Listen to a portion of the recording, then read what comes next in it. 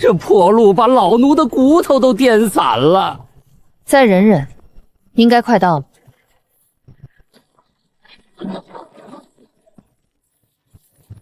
咦，怎么不颠了？这路……小姐，这路面比京城御道还平整，像是用一整块青石磨出来的。老农活了50年，从没见过这种路。这就是水泥路，比奏报上描述的更加不可思议。陆文渊在奏报里写了5次神乎其技，朕以为他夸大其词。继续走，朕要亲眼看看这条路通向一座什么样的城。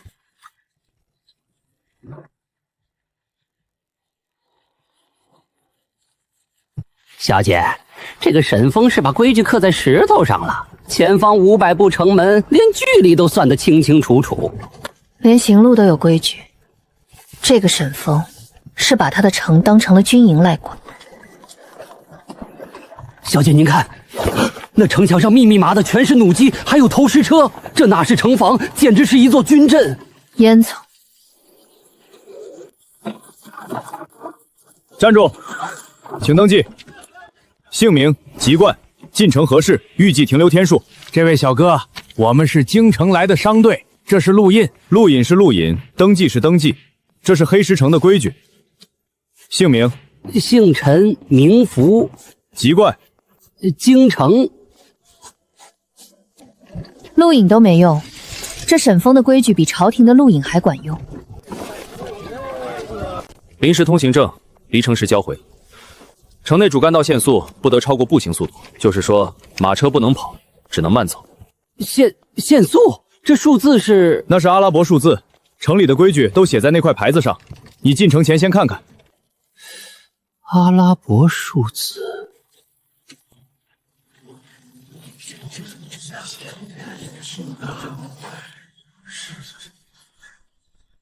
马车请停在画白线的马车位内。停在白线外，罚款1两银子，这是城里的规矩。这也得管，连停车的地方都给画好了。沈爷说了，秩序就是效率，马车乱停会堵路，堵路就影响所有人。刚刚的木牌你收好，要是丢了，补办要交10文钱补办费。10文钱？这木牌比朝廷的牙牌还金贵。不是金贵，是规矩。沈爷说，没有规矩不成方圆。这木牌是您在这城里的身份，临时身份。临时身份？那这城里的常住居民呢？他们有铁牌，烙着名字和门牌号，进出城门不用登记。连马车停哪儿都管，这个沈峰是把整座城当成了自己的家来管。小姐，这地方有点怪异。行人优先，靠右行走。陈福，你觉得这些规矩京城做得到吗？做不到，京城那些街道没人敢管。不是没人敢管，是管不了。管街道要先管住人，管住人要先给他们规矩，给规矩还要让他们愿意守规矩。沈峰用了什么办法？罚银子，罚扫街。小姐，恐怕不只是罚。刚才那个守卫，他是真心觉得这些规矩是对的。京城来的吧？看你们不认路，有什么要帮忙的？你怎么知道我们是京城来的？这城里没有穿你们这种料子的人，你们这衣裳一看就不是干活穿的。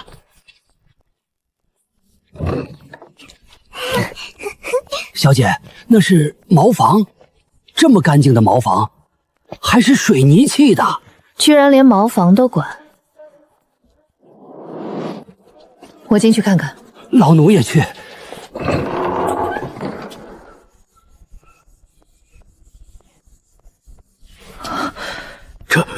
这比王府的后堂还干净，连如厕之地都如此讲究，此人治城确有方法。李统领，京城最大的酒楼后厨都没这么干净，陶瓷蹲坑用水冲洗，这得花多少银子？不是银子的问题。那是什么？是管。有人管就干净，没人管，金子砌的也会臭。哎，这位老伯，男厕所在旁边。哎呦，抱歉抱歉，是老奴唐突了，老奴这就走。里面怎么样？小姐，里面很干净，用水冲洗，没有臭味，比京城最好的人家都干净。看来这个沈峰果然名不虚传。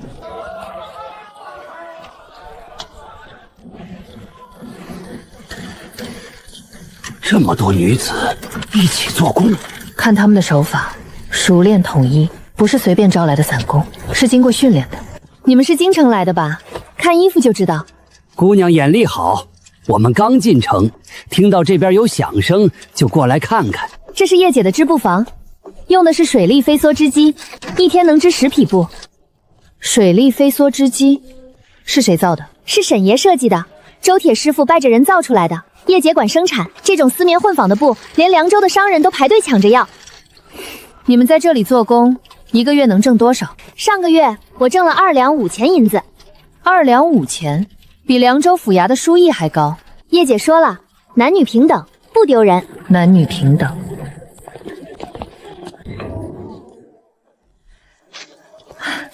这位大嫂，请问这些门上的铁牌是做什么用的？门牌号，沈爷让定的，每家一个号码，送信的、找人的报号码就找到了。以前找人得打听半天，现在连小孩子都能指路。这些数字，你们认识吗？认识啊，工匠学院免费教，去了就给一块石板、一支炭笔，学3天就能认10个数字。我闺女现在都能用数字记账了。这是1个加1个等于2个？错，是1加1等于2。爷爷，你说错了。大嫂，你说工匠学院免费教，是谁都可以去吗？谁都可以去。沈爷说，脑子比出身重要。我男人以前是矿工，现在也在上夜课学记账。脑子比出身重要。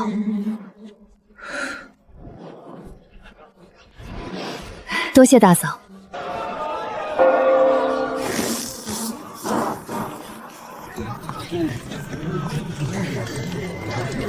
小姐，您看那个挂旗的杆子，红旗停，绿旗行，他们真的在照做。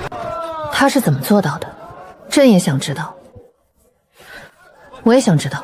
是啊，小姐，咱们得好好看看这个沈峰到底有什么魔力。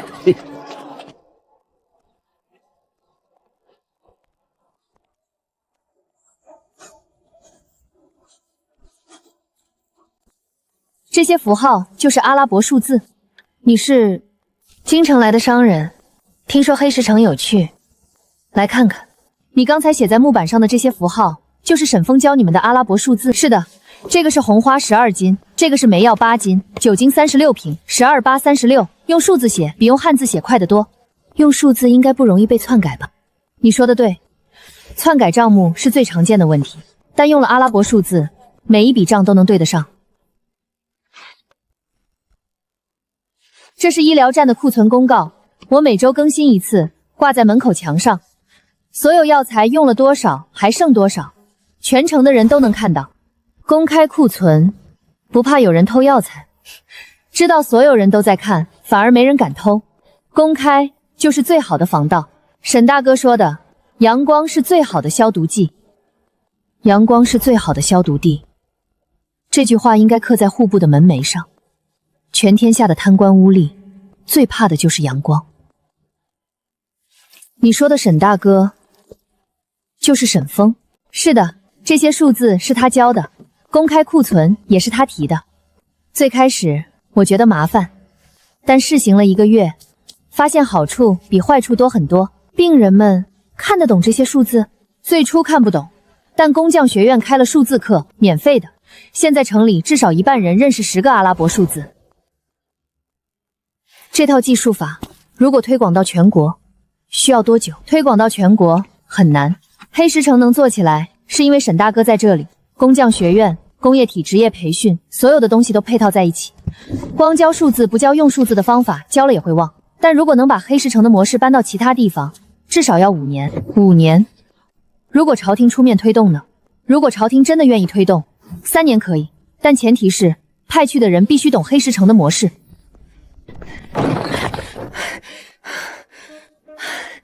苏姐姐，沈大哥在工匠学院教算术，你要不要来听？今天讲新内容，说是能在工业上的。我正要去工匠学院，沈大哥今天讲新课程，你如果有兴趣，可以一起去看看。工匠学院不拒绝外来人。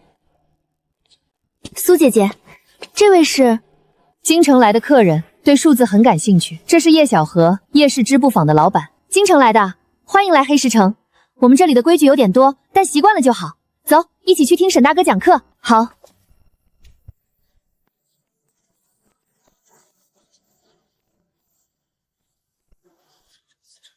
化学基础，这个化学是什么意思？宋静心师傅开的课，研究物质如何变化，火药配比、水泥配方、冶金温度都属于化学。沈大哥说，化学是工业的基础，研究物质如何变化的课程。快走吧，沈大哥的课要开始了。迟到了虽然不至于罚我们，但会错过开头。好。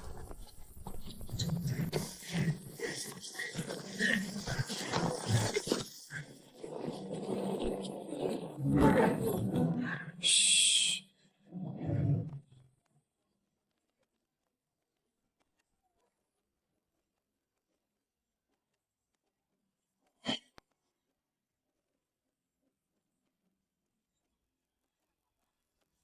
今天讲新内容，上节课讲了加减法，这次讲乘法。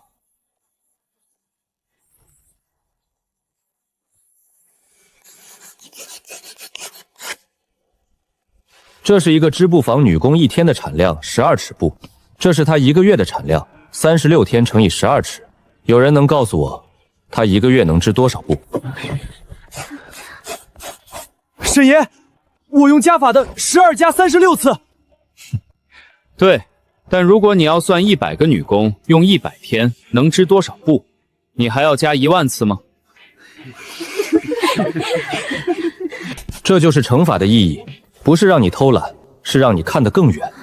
一个人一天的量叫个，一群人一段时间的量叫体系，然后把这些量乘起来，就是我们所有人共同的成果。这就是一个100人织布坊一个月的总产量。不用乘法，你一辈子都算不出来。用乘法，3秒就够。数字不是天书，是工具，会用数字就不会被人骗。沈爷，我用了你的记账法，这个月的账目清清楚楚。这就对了，数字不会骗人，但前提是你要会用。学会了数字，你就是自己的账房先生；学会了计算，你就能保护自己的银子不被别人偷走。学会了数字，就能保护自己的银子不被偷走。他把知识变成了武器。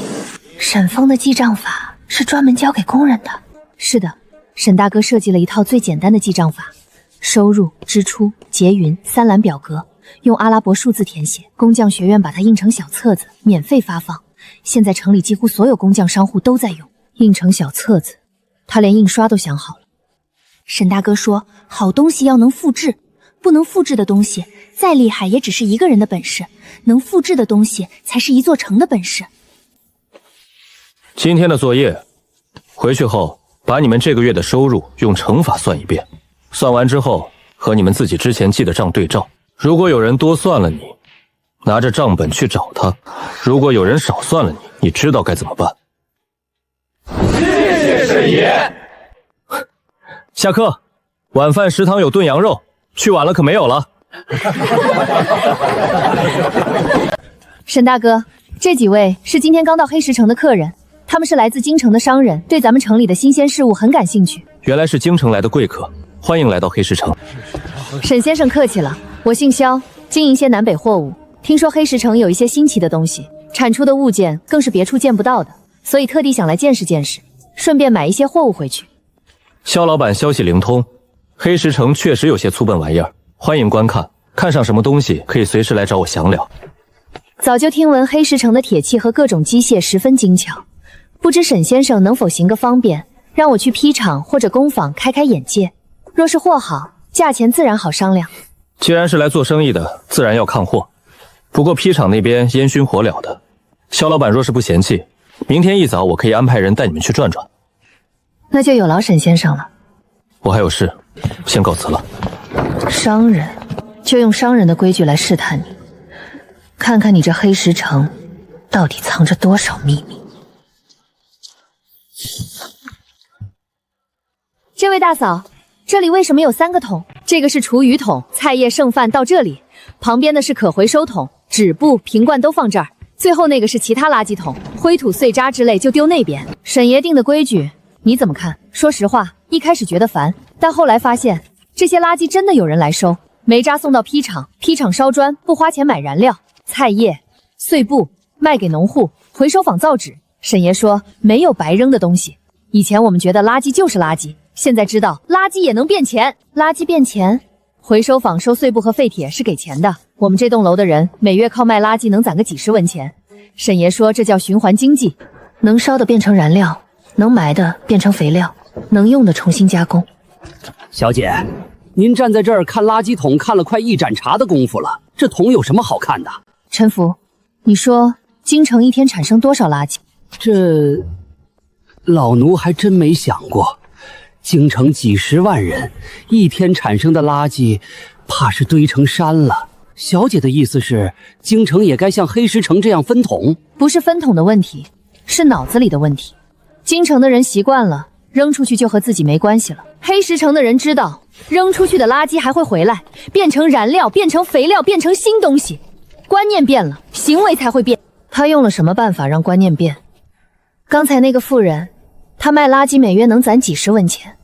沈峰不是让人守规矩，是让人发现守规矩的好处。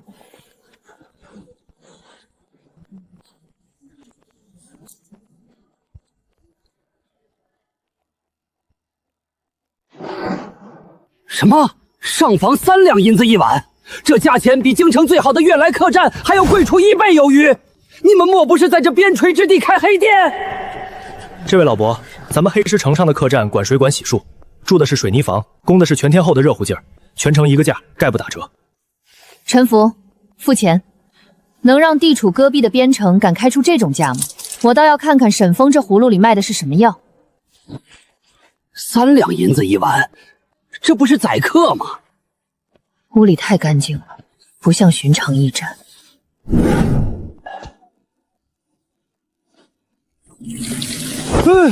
小姐快看，这田馆里竟藏着条喷水的活龙，竟能自取清泉。这黑石城当真是财大气粗，连这饮水的白瓷瓮都做得这般玲珑剔透，这水瞧着清亮得很，正好给小姐解解渴。公公住手！那是如厕之物。老奴真是糊涂透了，让小姐看笑话了。笑话归笑话，但沈峰能让这些农户工匠都用上如此精妙之物，其用心深远。明日去坯厂，陈福，你且收敛些，咱们得亲眼看看他那工业体系的真颜。玄清，你方才瞧见没？陈公公那个老糊涂，竟差点把那如厕的马桶水给喝了。他素来眼拙。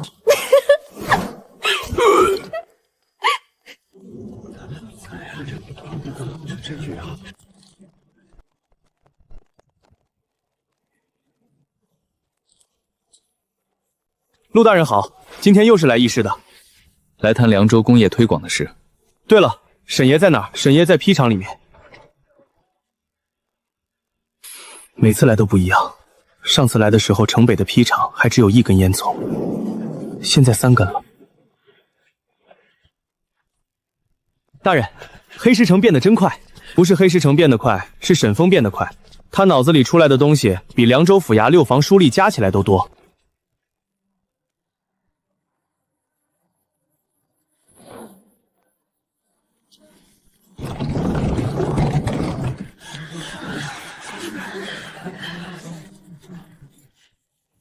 大人，这祈雨灯凉州要学吗？要学，但不是现在。先学水泥，水泥是基础，然后学砖窑，砖窑是房子，然后才是交通管理。沈峰跟我说过要一步一步来，他的道理都是用实践证明的，这点朝廷里那些清谈民子一辈子都学不上。大人，您这话要是让京城的御史听到了，御史又没在黑石城生活过，我说的是事实，事实不怕御史。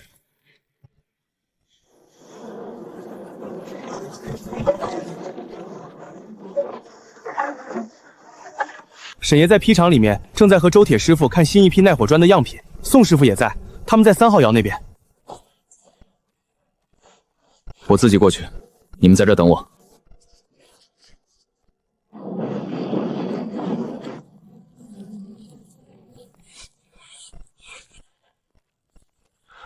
陆大人来得正好，看看这批耐火砖，宋师傅改良了配方，加了石英砂，耐火温度提升了200度。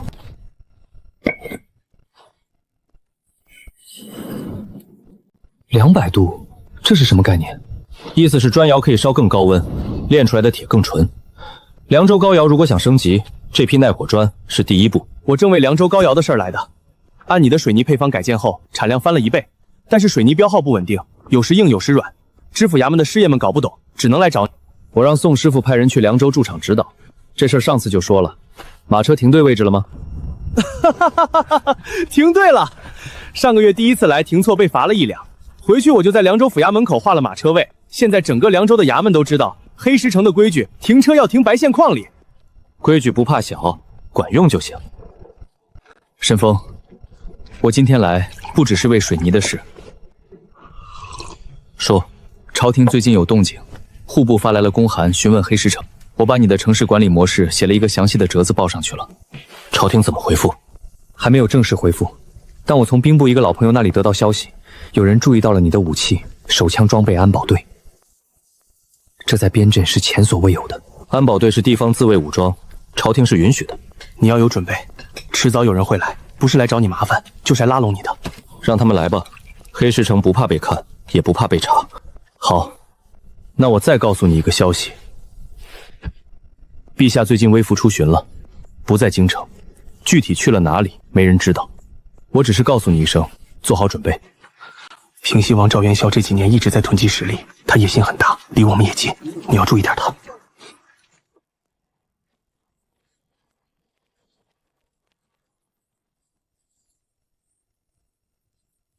沈爷，陆大人走了。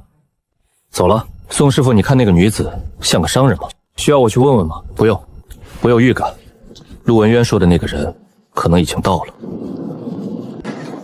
肖老板果然守信，昨晚黑石城的客栈虽然简陋，睡得可还习惯。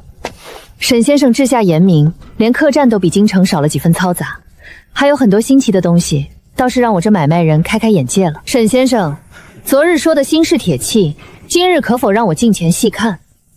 若货真精良，后续生意好谈。既来定大单，自然不懒，请。这条路也是水泥铺的？是，瞭望罩需要快速上下，碎石路太滑，水泥路雨天也能走。连瞭望哨的路都用水泥，你在黑石城到底铺了多少水泥？城内所有主干道、支链、城墙走道、谷口通道全部铺了水泥，加起来大约15里。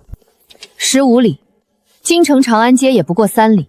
你在蛮荒之地修了京城5倍长的硬质路面，因为我知道，要想富先修路，路铺好了，东西才能流动，钱才会流动，钱流动了，经济才能发展。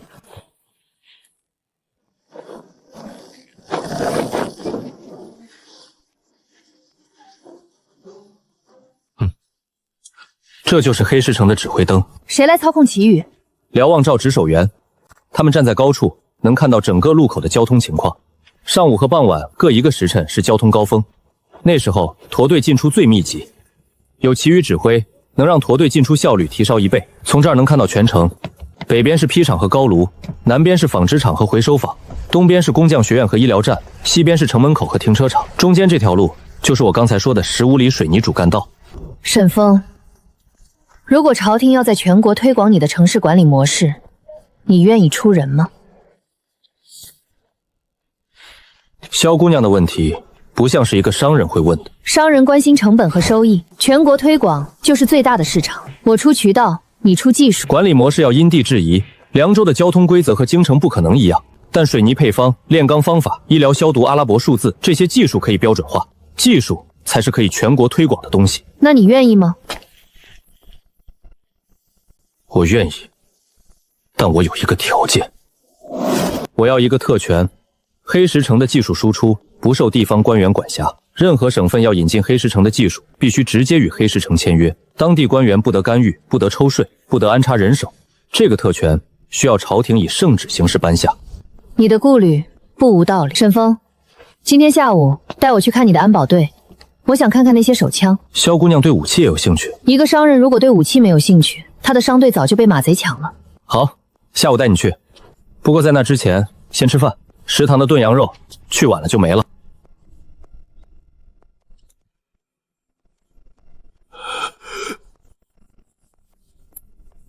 小姐，您看这句“非万不得已不对人开枪”，他们还把这规矩贴在墙上。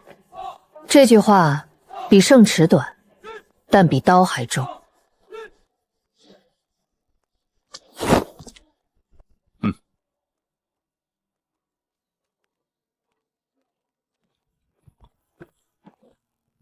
拔枪，瞄准！记住沈爷说的话，拔枪不是为了开枪，是为了不开枪。让别人看到你手里有枪，他就得掂量掂量。放下！沈爷，这些人手里的枪，第2代手枪，精钢打造，安保队30人，人手1把，每边拍16发子弹。人手1把，可以让他演示一下吗？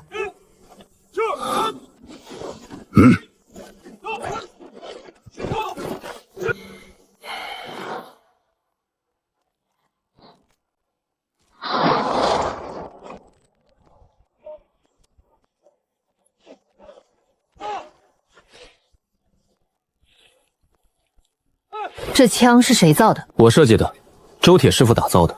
我说过，手枪是防身用的，不是进攻用的。进攻靠连发弩和投石车。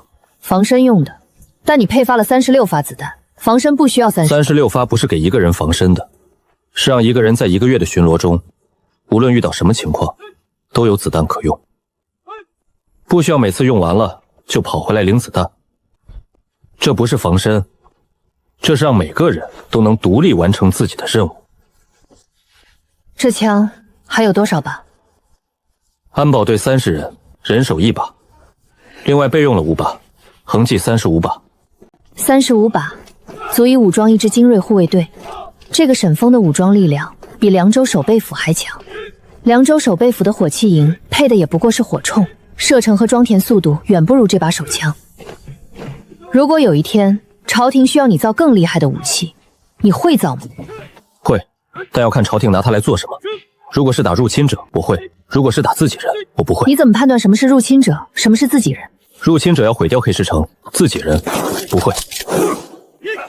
沈峰，我有最后一个问题，请说。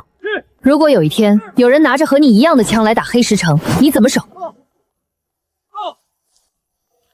我会造比这更厉害的枪，让征服者不敢来。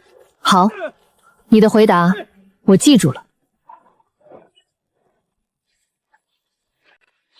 萧姑娘，约你来这里是因为这里够安静，没人打扰。有话就说，我对啰嗦的人没有耐心。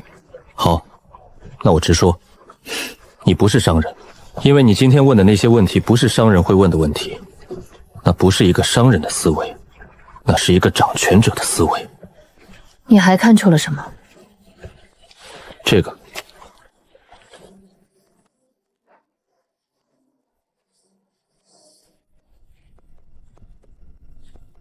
萧小姐姓萧，大燕皇族不正是萧姓？而且这个字，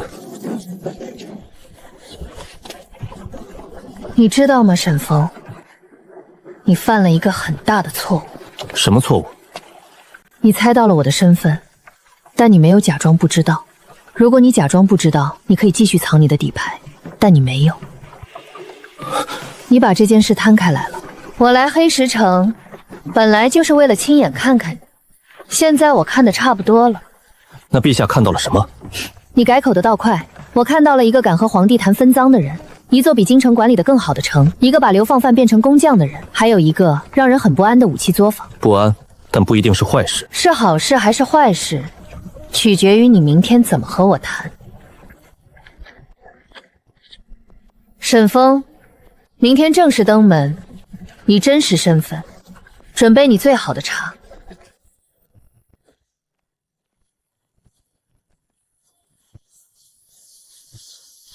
他不是来看城的，他是来面试的，面试的是我。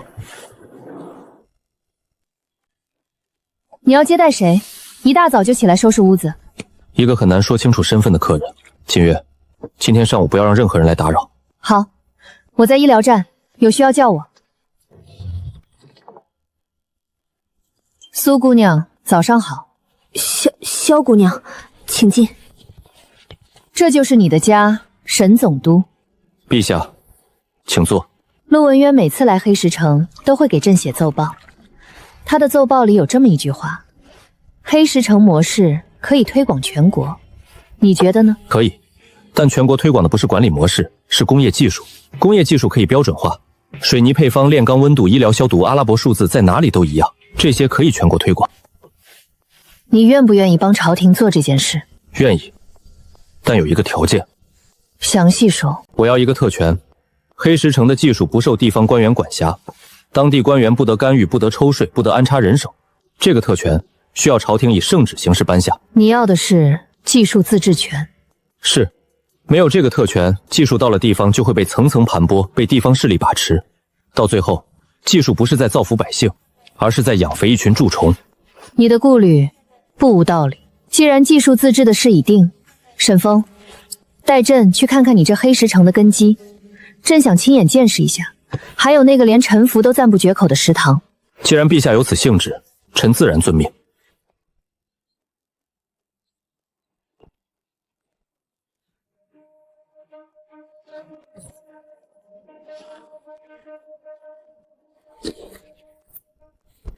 戴帽子干什么呀？下井必须戴安全帽，矿井里会有碎石掉落，这个帽子能救命。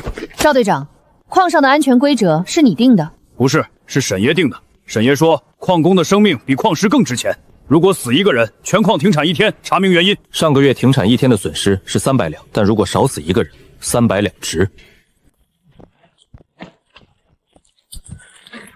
老张，今天的通风检测做了没有？做了。下井前用火把测了，火苗不灭，空气没问题，木挂也都检查过了，没有松动的。通风检测用火把怎么测？火把不灭，说明空气里的氧气够用，这是土办法，但管用。我正在让宋应真研究一种更精确的检测仪，用化学反应来测气体，不过现在还在实验阶段。赵队长，这地上的2条长木头架子是作何用途？铺得这般平整，倒像是什么雾似的路。这确实是路。这是运矿石的轨道，专门供矿车滑行。矿工们在深处采下的矿石，装满车后，顺着这轨道一推，就能省力地运出井口。有了这轨道和矿车，这一来一回省下的力气，能让矿山每天多出几千斤铁矿石。沈峰，你的矿工比凉州官窑的矿工快了10倍。因为他们不是在扶摇子，他们是自由劳工，有工资，有休息日，有安全规正，知道自己的命有人在乎，干活的心态就会不一样。如果全天下的矿工都像他们一样，产量会翻3倍，死亡人数会降80%，但前提是矿主愿意把矿工当人看，不是工具，是人。虎哥，今天采了3000斤，好，去澡堂洗个热水澡，食堂炖了羊肉。澡堂分男女，定时开放，热水通过管道从蒸汽机锅炉送过来，食堂供应3餐，矿工凭工牌免费吃饭。家属半价，孩子在工匠学院上学免费。这一切多少银子？月运营成本约500两，矿山的收益是3000两，净赚2500两，你从哪里编出来的？安全规正减少了伤亡赔付，澡堂和食堂减少了病假天数，矿工知道自己的命有人在乎，干劲儿比被鞭子抽出来的强得多，效率提上来了。沈爷，老孙，今天下井几个时辰了？ 3个时辰。规正规定不超过4个，我得留1个时辰的余量，回去还要接孙子放学呢。老孙是这儿工龄最长的矿工，他最遵守安全规定。不是最遵守，是最惜命。沈爷说的对，命是自己的，矿是成的，活着才能挣钱，吃羊肉，抱孙子。这话是谁教他的？不是教的，是他自己从规城里悟出来的。规城是为了保护，而不是惩罚，让人知道保护自己比多采矿更重要，他就会自己遵守，不需要鞭子。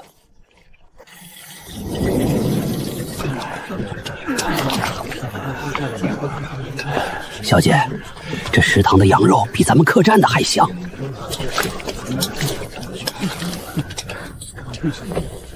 食堂打饭有标准，每份肉不能少于3两。如果有厨娘少给了，第1次警告，第3次开除，并载入用工记录。用信用体系管人，比用刑部管人更有效。他是家属，带孩子来吃饭只需半价。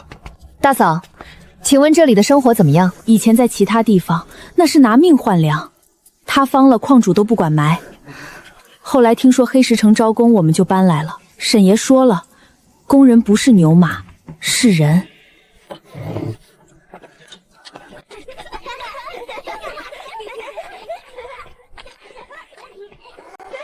你长大了想做什么？想当医生，像苏姐姐那样给人看病，因为苏姐姐能让人不疼。沈峰，朕看了你的矿山，规整澡堂、食堂、教育，这一切并非朝廷所逼。你建这些的理由是什么？理由很简单，他们不是工具，是人。他们给我挖矿，我给他们安全和生活，这不是施舍，是交易，公平交易。如果全天下的矿主都像你这样想，那天下就没有矿变了。沈峰，带朕去看看工匠养老院。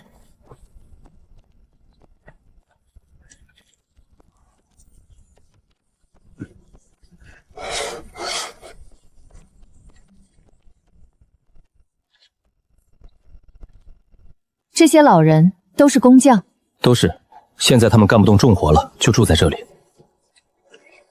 住在这里需要什么条件？工匠干满15年，退休后可免费住进养老院，吃住全包，每月有零花钱，还能干轻活的，可以做一些手工，成品卖了钱归他们自己。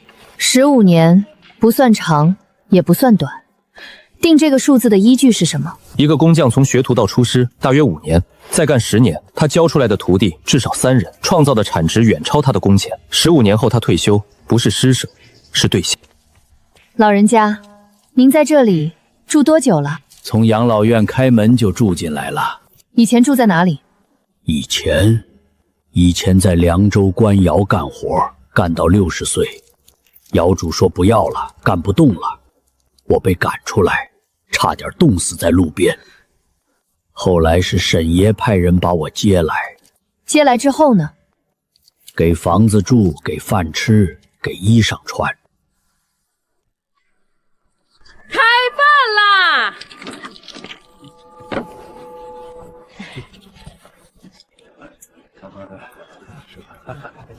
沈峰，建养老院的钱从哪里来？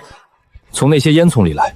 工业的利润一部分留给工人，一部分留给老人，一部分再投入研发。黑石城没有股东分红，所有利润都留在城里循环。这不是施舍，不是，是回报。他们年轻时用双手建起了这座城，老了就该承养他们。不是恩赐，是公平。你的公平，如果被全天下的官员学了去，大燕就不会有老人冻死在路边。所以工匠学院的学生，每人都要在养老院轮值服务1个月。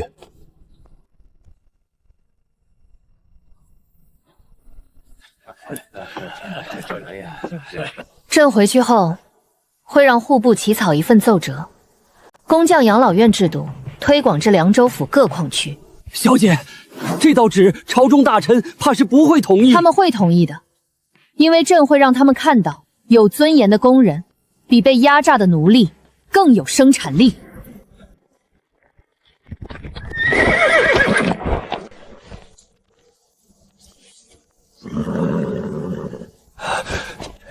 小姐，京城800里加急，韩文清大人的密信。平西王赵元矮以清君侧为名，已在陇西集结旧部，凉州、甘州驻军将领有变动。陈察其军械采购，近3月购入铁料逾万斤，远超王府用度，事态紧急，请陛下速回。沈峰，今天的考察到此为止，我有急事，必须即刻启程回京。这把是我专门做的，比安保队用的轻3成，后坐力更小，带着路上防身。使用方法赵虎演示过，打开保险，瞄准目标，扣扳机。第1次用可能会被响声吓到，别怕，那是正常的。你的赠言我收下了，如果有一天我需要用到它，我会记住你说的话。哪一句？真正的自由是有秩序的自由。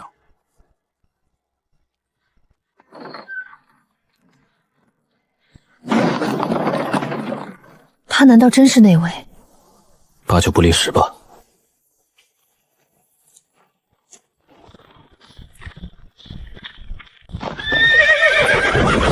停！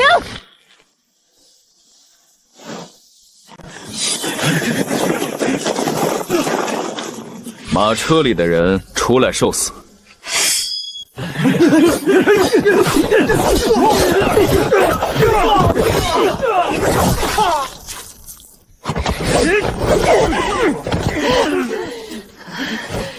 陛下，走，我来挡住他们。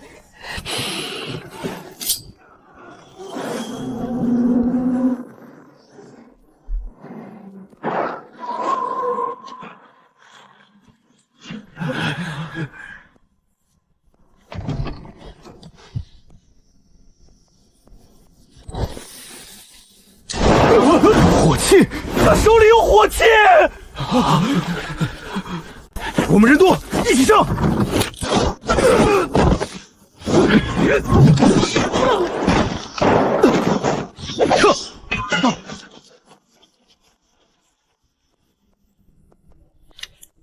沈风，你的枪开张了，包扎他的伤口。我们换小路去凉州。王爷，刺杀失败了。他手里有一种小型火器，可以连发，不用点火，抬手就能射。小型火器连发是黑石城造的。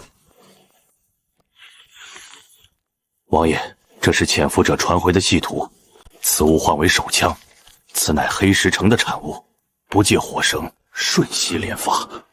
王爷，探子报，女帝已经绕路去凉州了。刺杀失败，他已经警觉了，马上调动军队，不举旗也得举了。传令，陇西所有驻军今夜集结，明日辰时，以诛奸臣、清君侧为名，起兵。王爷，凉州和京城方面，陆文渊是女帝的人，必须速战速决。传令前锋骑兵1万人走岐山道，截断凉州与京城的联系。主力2万步兵携带工程器械走官道，3日内必须拿下凉州。小昭月，你父皇打天下的时候，是我替他挡了3箭，你一个女娃坐得稳龙椅吗？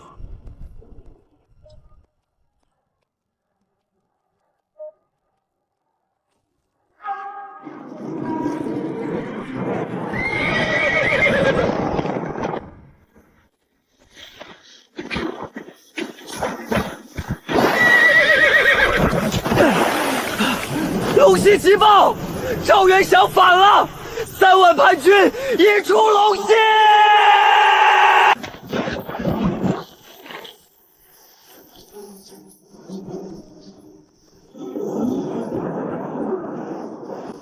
关闭城门，全城戒严，点燃烽火台。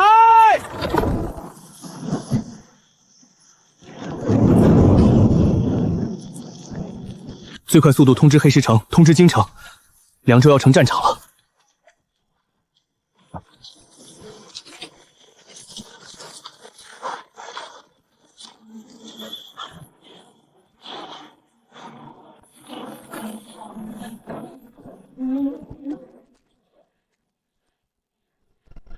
陆文渊，陛下，您怎么起来？赵元刚派了20名死士在回京路上截杀阵，李贤清杀了12个，朕用手枪杀了3个，剩下的跑了。赵元刚马上就会知道刺杀失败，他一知道就会立刻举旗。已经举旗了，半个时辰前收到急报，3万叛军出陇西，走岐山道，正在向凉州推进。多久到？最快3天，最满5天。凉州有多少兵？守军3000，赵怀恩的骑兵5000在外围。但他现在在甘州，最快也要7天才能赶回来。京城援军即使现在派快马求援，往返至少1个月。3000守军，3天时间，3万叛军。黑石城距凉州150里，快马1天可到。但黑石城安保队只有300人，300人。沈峰有枪，朕这把枪9发子弹杀了3个刺客，沈峰库存有多少？臣不知，但上次在黑石城，安保队人手一把手枪，配36发子弹，人手一把36发。他还提到有一种叫 AK47的自动步枪，比手枪热成员5倍，射速快20倍，但子弹太少，无法量产。派最快的信使走2条路，一条去黑石城，告诉沈峰凉州危急，带上他能到的所有枪；一条去京城，告诉韩文宁调3大营进军西北秦王。陛下，你不回京城？回京城的路上有赵元耀的伏兵，朕能活着到凉州，是因为走了小路，如果再走大路回京，等于送死。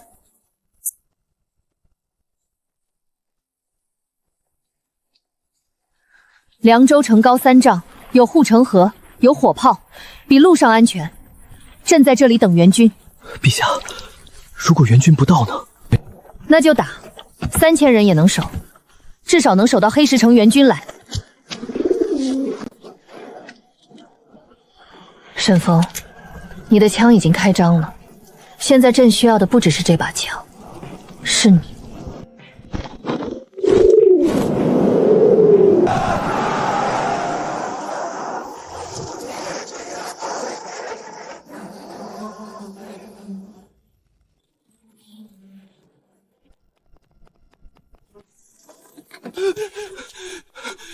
沈爷，凉州。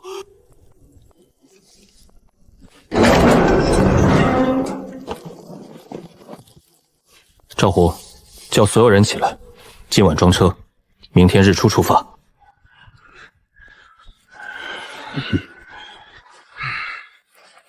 300安保队全部带去，那黑石城谁守？能改变兵力对比的是这个，50把全带，23000发子弹全带，手榴弹全带。安保队挑最好的30人，每人能熟练操作 AK47，剩下的留在黑石城守城墙。沈爷，带30人，凉州被围了，叛军3万。现在我们有50把 AK47，23000发子弹，200枚手榴弹。这不是守城的火力，这是进攻的火力。沈爷，手榴弹引信有5秒延迟，战场条件下可能不准。够用，我不需要手榴弹完美，我只需要它在叛军头顶上炸开。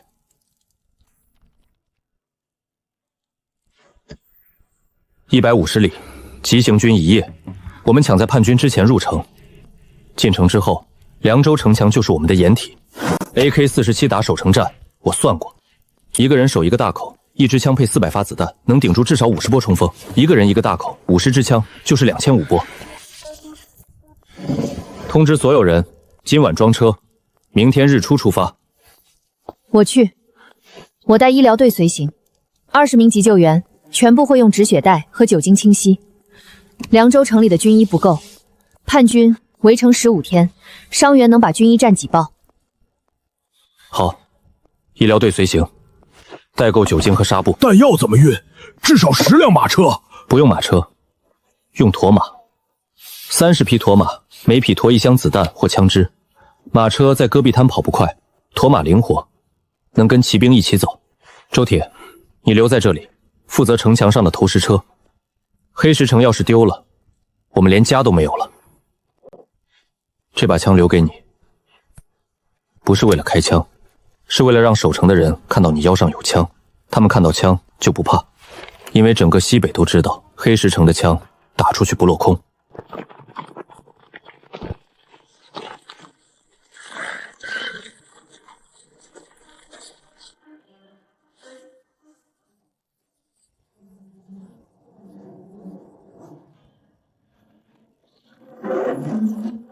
走。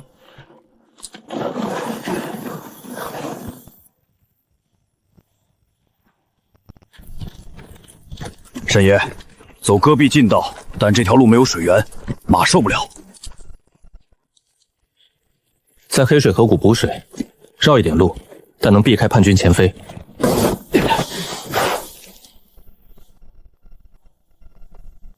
沈爷，马蹄儿，新鲜的，至少10几匹马，方向是朝我们来的。隐蔽！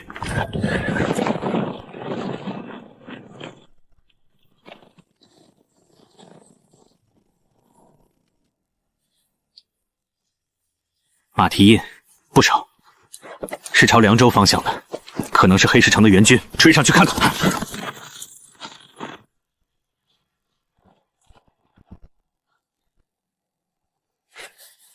用弩箭，不要开枪，枪声一响，叛军主力就知道我们的位置了。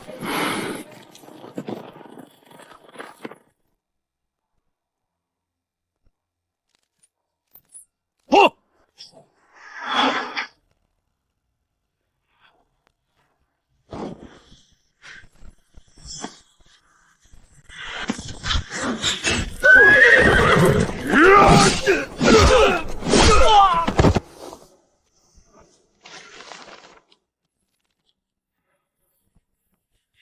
沈爷，叛军先锋5000人，今晚宿营在黑水河谷北段，正好卡在我们补水路线上。绕过去，走黑水河谷南段，那里有一段废弃的河床，叛军不会去那里补水，必须在叛军合围之前进入凉州城。如果让叛军先完成合围，我们就只能在外面看着。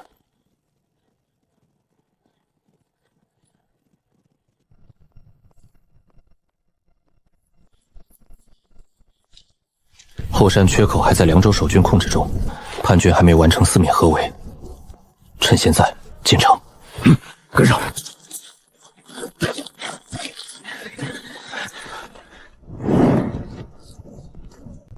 黑石城，神风，开门！开门！黑石城援军到了！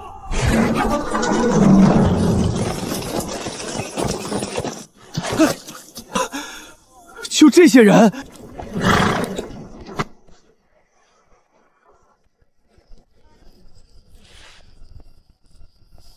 ，50支 AK-47，23000发子弹，300枚手榴弹。移动投石车呢？你不是说在造吗？还在图纸上，等它造出来，这仗早打完了。现在能用的就是手里这些。凉州守城靠枪，不靠投石车。你来了，带了多少枪？50支 AK-47，每边配400多发子弹，300枚手榴弹，30名步枪队员，10名医疗急救员。投石车呢？没有，守城不需要投石车，步枪就够了。投石车是攻城用的轰城墙，守城需要的是杀伤冲锋的敌人。AK-47在300步外就能打死人，叛军的弓箭射不到垛口，我们的枪能打到他们冲锋阵中。朕在黑石城说过，这把枪不需要上膛，但它已经上膛了。现在朕需要的不只是这把枪，是你。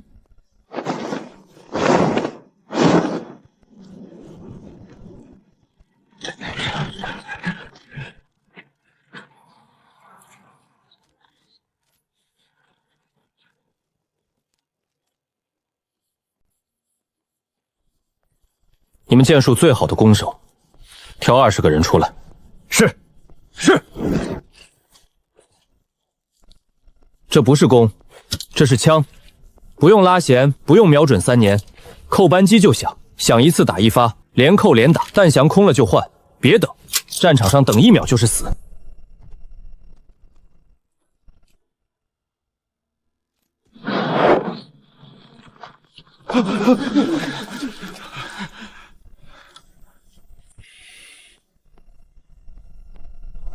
看到了吗？300步外的石头，你们不需要成为神箭手，只需要练3个动作：瞄准、扣扳机、换带匣。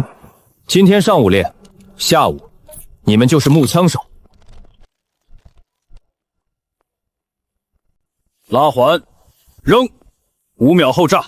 扔早了，叛军能捡起来扔回来；扔晚了，在你手里炸。所以，等2个呼吸再扔。记住了吗？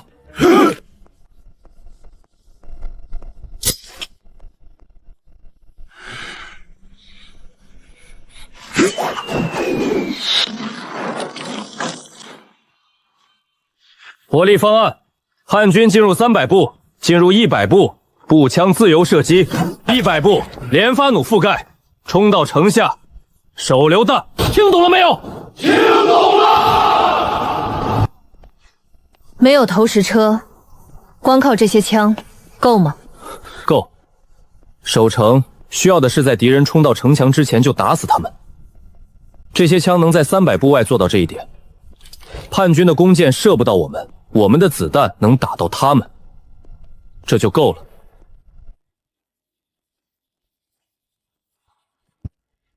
凉州城已是死地，3日内，我要这把火器插满整座城头，如有退者，杀无赦。禀报王爷，回京路上的死士回传，萧昭月此刻就在凉州城内。天助我也！传令下去，不惜一切代价攻下凉州。我要让大燕的龙气断在这戈壁滩上。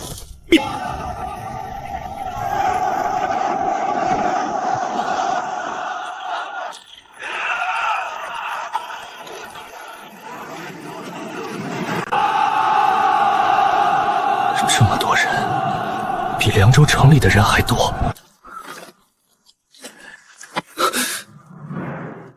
人多不一定赢，一会儿你就知道了。传令，叛军进入300步之前，任何人不得开火，步枪队等我的红旗落下。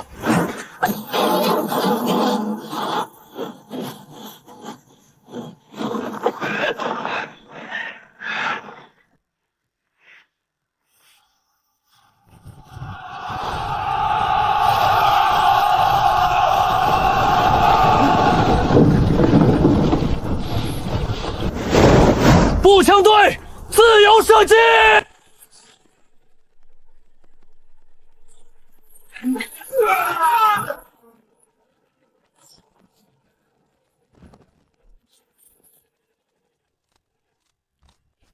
继续打他们的弓箭手，弓箭手才是威胁。这是什么？弓箭怎么可能射穿盾牌？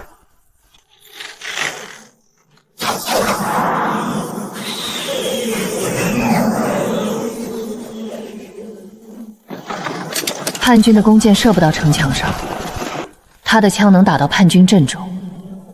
这不是打仗，这是碾压。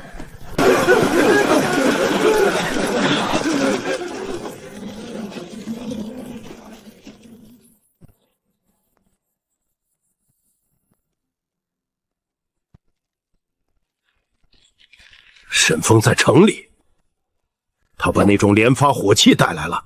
上次探子说他在黑石城只有30把手枪，这是什么？王爷，前线千户说那种火器射程远超弓箭，盾牌盔甲全挡不住。第一波冲上去的没一个回来的。围城，四面围死，耗光他们的弹药。我不信那种火器的子弹是无限的。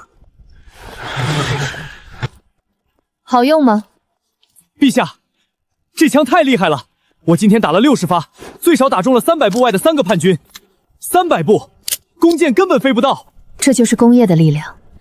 一个练了15年弓箭的人，被一把枪在半天内超越。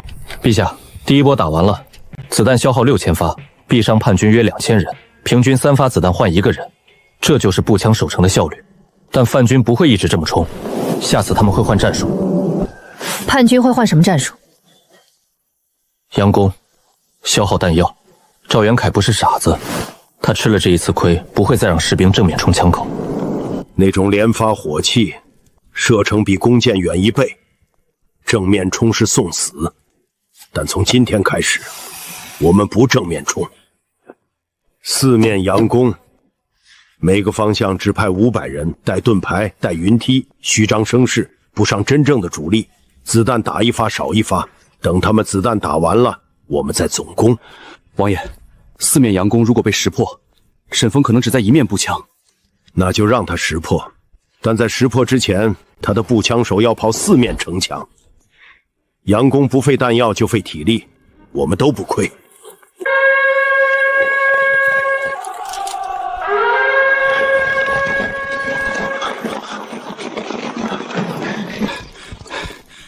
沈爷，叛军在搞我们，今天跑了4趟了。每次我们赶到，他们就退了，子弹一发没打，但兄弟们腿都跑软了。他在耗我们的体力。传令，步枪队全部留在南面，其余3面守众用连发弩和投石撑，南面是主城门，只能从南面推。沈爷，子弹只剩18000发了，但叛军如果一直这样，等总攻时我们人困马乏。赵元侃耗不起，3万人在城外扎营，粮草消耗是我们的10倍。南面子弹11000发，手榴弹40枚，北面、东面、西面弩箭各2、3千支。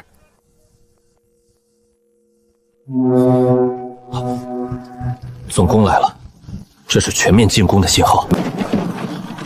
步枪队，南面洞口就位，所有人，叛军进入300步之前不要开枪，自由射击。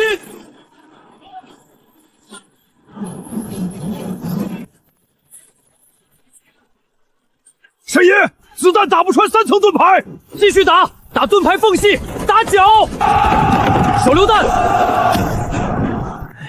沈爷，子弹只剩5000发，明天若再来，子弹就不够了。若明天再来，换回连发弩，子弹留着最后一道防线。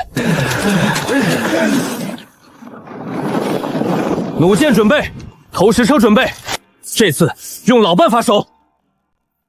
赵怀恩比预期提前2天。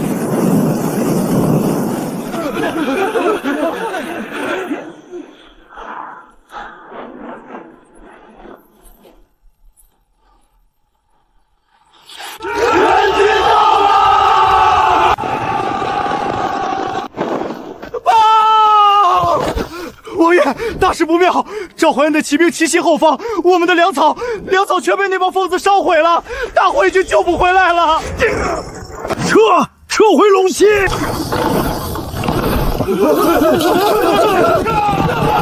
末将赵怀温奉命增援，来得晚了，让沈大人独自守了10天。不晚，时间刚刚好。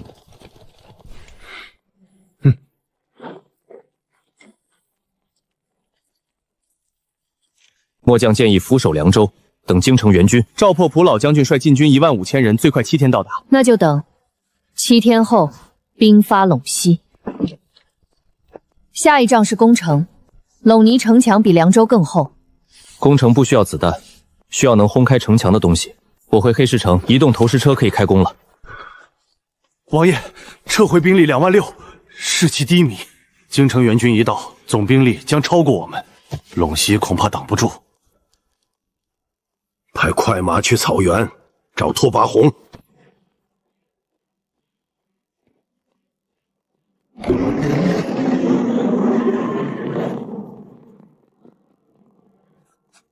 拓跋宏右口很大，要西北3州。给他，等本王拿下京城，西北3州算什么？凉州守住了，但下一仗我们要主动出击。沈爷，气缸装好了。上次气缸内壁不够光滑，淘了5遍，这次内边光滑如镜。焦炭改良过，硫含量降了1半。炉温昨天测了1600度，这个温度灌钢能完全融化，杂质浮得干净。新锅炉耐压提升了3成。点火，压力稳定，比测试值高了半个。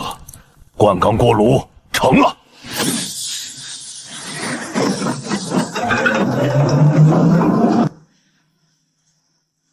沈爷，锅炉压力测试通过，速度不快，但是能自己走，不需要马。4轮独立转向，但戈壁颠簸会影响投石剂精准度。攻城时300步停下瞄准即可。攻城专用，灌钢外壳内装20斤黑火药，3发打同一个位置，城墙能裂开1丈宽的口子。试一发。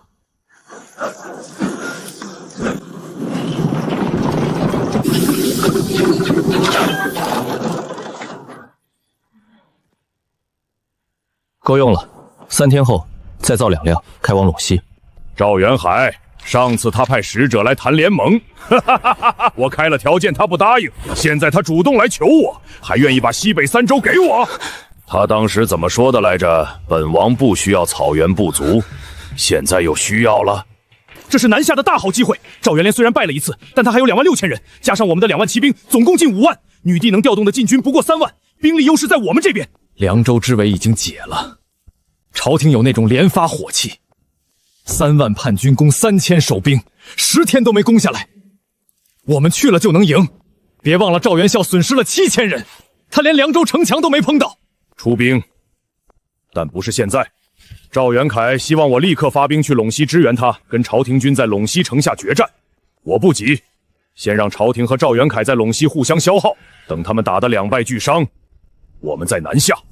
到那时候，我们要的不是西北3州，我们要的是整个西北。首领的意思是坐山观虎斗。对，赵元涵是一只走投无路的虎，女帝是另一只，让他们先在陇西打一场，谁赢了我打谁。回去告诉赵元仓，草原出兵了，2万骑兵正在集结，让他守住陇西，守住了我帮他，守住让他自求多福。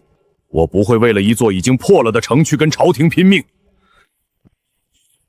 传令，2万骑兵向陇西方向缓慢移动，不急，慢慢的走。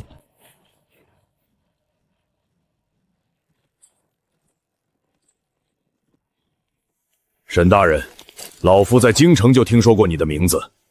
女帝说你是大燕最能造武器的人，凉州守城50支枪，30个人撑了10天。老夫打了一辈子仗，第一次听说30人能改变战局。30人改变不了战局，改变战局的是50支步枪，不是人厉害，是武器厉害。好，你打算怎么破城？移动投石车3辆，昨天刚从黑石城开到这里，专轰城墙。不用马拉，自己会走。能用多重的弹药？20斤火药罐，罐钢外壳装填黑火药，一发能在城墙上炸开3尺深的缺口，3发打同一位置，城墙开裂，10发城墙就塌了。你有这种东西，陇西城墙撑不过1天。攻城的前半程靠投石车，城墙破了之后靠这个简易手榴弹，拉环扔，5秒后炸，巷战专用。这次带了100枚，够了。明天兵发陇西。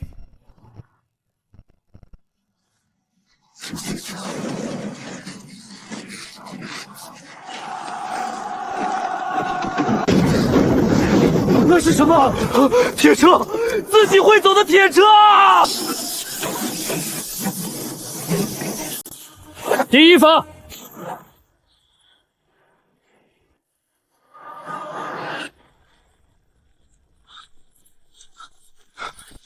快去报告王爷，沈峰那种铁车在轰东城墙，他绕到了最薄的东墙。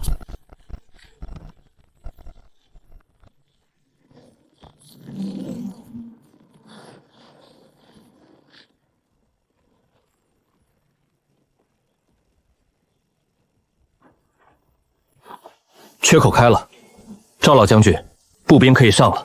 步兵冲锋！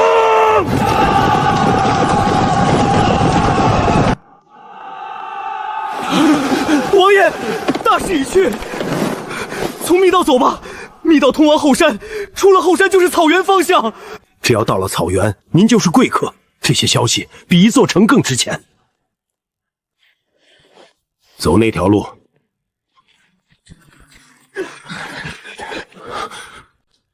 沈峰，这个名字，本王会记一辈子。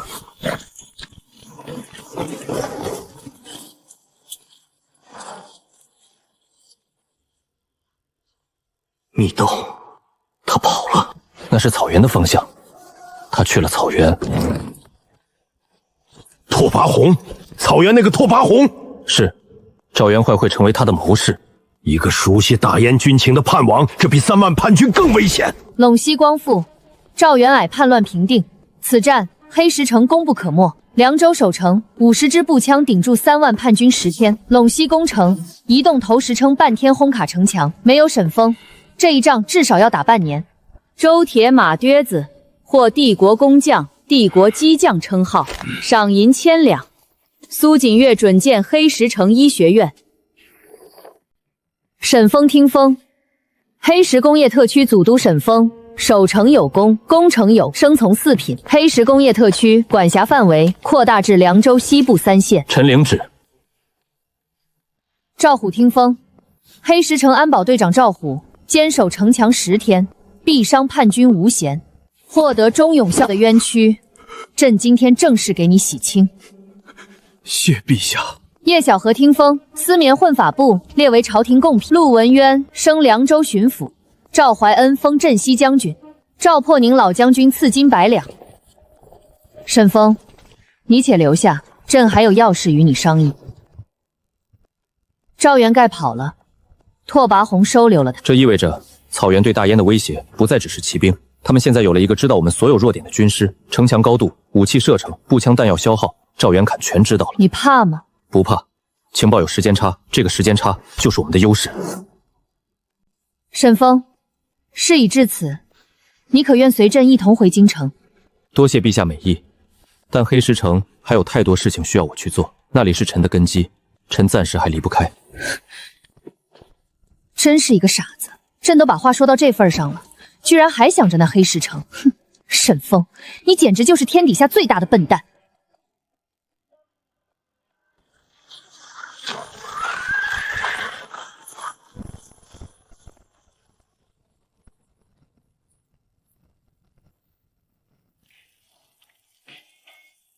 本月第3次了，草原骑兵不攻城，只抢粮，抢完就跑。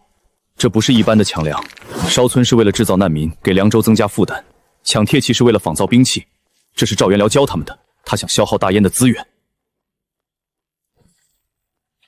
赵元爱知道黑石城的情况，他以为他知道黑石城的水泥路投石车和步枪，他正在和拓跋宏谋划黑石城。他知道多少？半年前的底牌。他知道2辆投石车，但我们现在有6辆。他知道50支枪，但他不知道我们现在有150支。情报有时间差，这个时间差就是我们最大的优势。拓跋宏的目标大概率是黑石城，他在草原整军，准备彻底断掉大燕的武器来源。